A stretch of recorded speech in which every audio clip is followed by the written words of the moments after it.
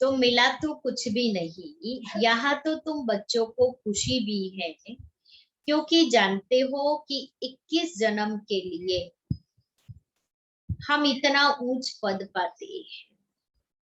3 हिस्सा तो तुम सुखी रहते हो, 3 हिस्सा सुखी रहते हो।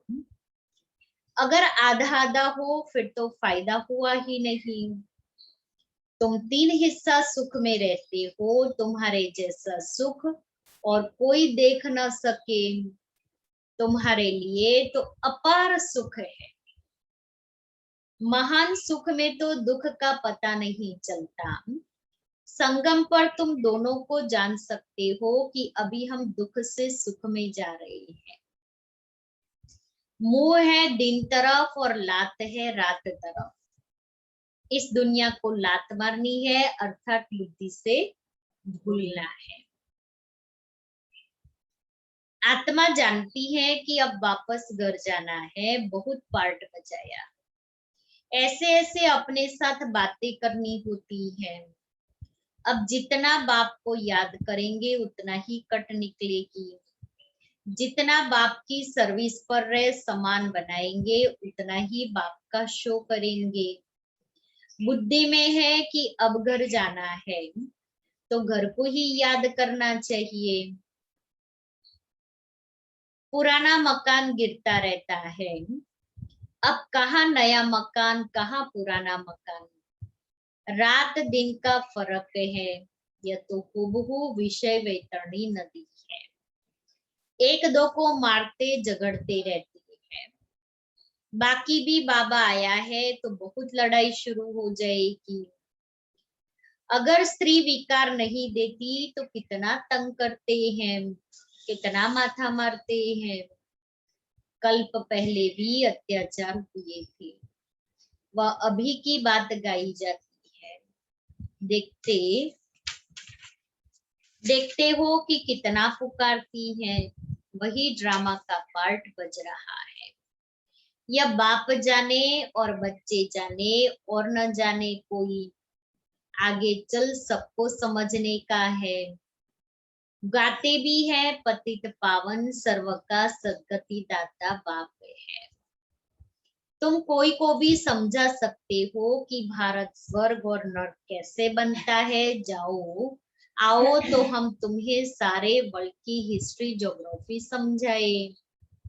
यह बेहद की हिस्ट्री ज्योग्राफी ईश्वर ही जाने और ईश्वर के तुम बच्चे जानो।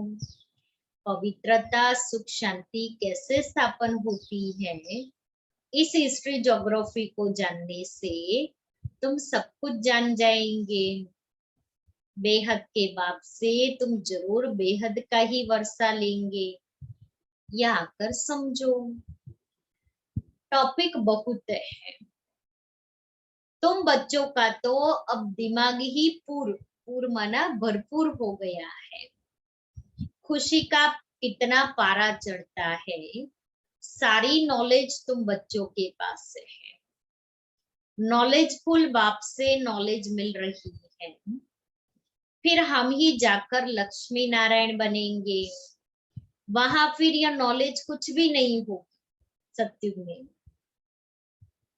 कितनी गुह्य समझने की बातें हैं, बच्चे सीढ़ी को अच्छी रीति समझ गए हैं। तो यह 84 का चक्र है। अब मनुष्यों को भी क्लियर कर समझाना है। इसको अब स्वर्ग व पावन दुनिया थोड़ी कहेंगे। सत्युग अलग है, कलयुग अलग चीजें है। यह चक्र कैसे फिरता है यह समझाने में सहज है। समझानी अच्छी लगती है परंतु पुरुषार्थ कर याद की यात्रा में रहे यह बहुतों से हो नहीं सकता। अच्छा, नीचे नीचे सिक्के लेते बच्चों प्रति माता पिता बाप दादा का याद प्यार और गुड मॉर्निंग। रूहानी बाप की रूहानी बच्चों को नमस्ते।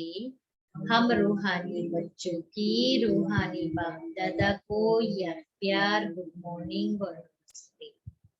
धारणा के लिए मुख्य सार। पहला, इस पुरानी देह और दुनिया को बुद्धि से भूल बाप और घर को याद करना है।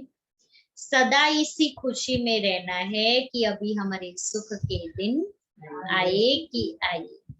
दूसरा, नॉलेजफुल बाप से जो नॉलेज मिली है उसका सिमरण कर दिमाग को पूर्ण माना भरपूर रखना है।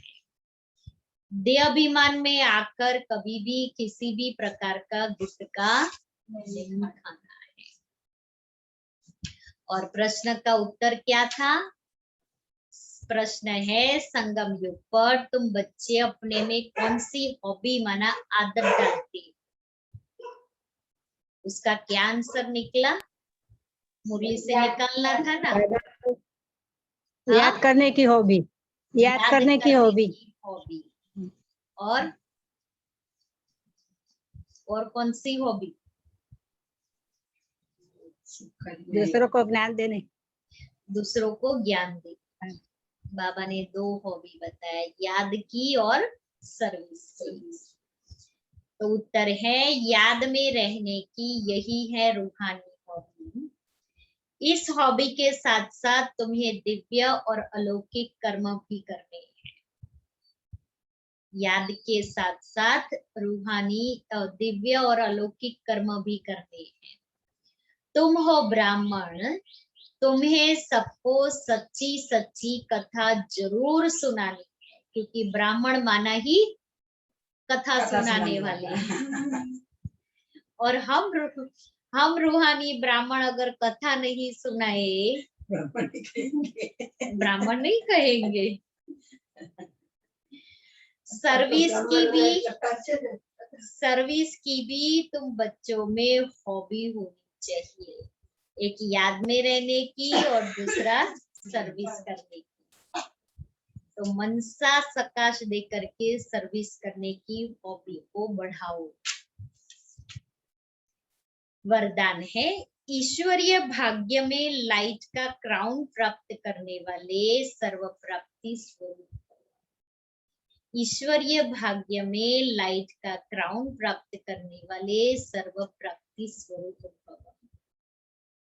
दुनिया में भाग्य की निशानी राजाई होती है और राजाई की निशानी ताज होता है। ऐसे ईश्वरीय भाग्य की निशानी लाइट का क्राउन है और उस क्राउन की प्राप्ति का आधार है प्यूरिटी। संपूर्ण पवित्र आत्माएं लाइट के ताजदारी होने के साथ साथ सर्व प्राप्तियों से संपन्न भी होते हैं। अगर कोई भी प्राप्ति की कमी है तो लाइट का क्राउन स्पष्ट दिखाई नहीं देता। स्लोगन है, अपनी रूहानी स्थिति में स्थित रहने वाले ही मनसा महादान है। आज बाबा ने कहा ना सर्विस करनी है, तो मनसा महादान की सर्विस करनी है। मनसा महादान देना है अनेक आत्माओं को, सारे विश्व की आत्माओं को। उसके लिए अपनी रूहानी स्थिति, रूह माना आत्मा, आत्मा अपनी ओरिजिनल स्थिति में स्थित होवे तो वो मनसा महादान कर सकती है। अभी हमें मनसा महादान की सर्विस करनी है घर में बैठे बैठे। यही सर्विस के मार्क्स जमा करने हैं। कहीं नहीं आ जा सकते हैं, मना परिस्थितियों के हिसाब से हम अपने आप को ही प्रोटेक्ट कर रहे हैं। तो अपने आप को प्रोटेक्ट करते हुए हमें ये सेवा करनी है। और आज बाबा ने कौन सी बातों पर अटेंशन दिलाया? देव और पुरानी दुनिया को भूलना है, बाप और घर को याद करना है, मन बना भव होकर के रहना है। तन मना भव, जन मना भव, धन मना भव नहीं रहना है।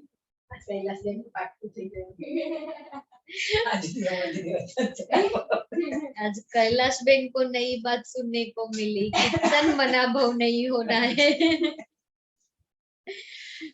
और बाबा की ज्ञान डांस सर्विसेबल बच्चों के सामने होती है, इसलिए हमें जागृत होकर के बैठना है। हमको ये नशा रखना है कि हम ईश्वरीय औलाद हैं। अमृत वेले बाबा से वरदानों से बुद्धि रूपी झोली भर करके नशे में रहना है। देखो बाबा कितनी वरदानों से हम बच्चों की झोली रोज भरते हैं, रोज भरते हैं। हम कितने भरपूर होते जा रहे हैं। और हमारा आज का स्वमान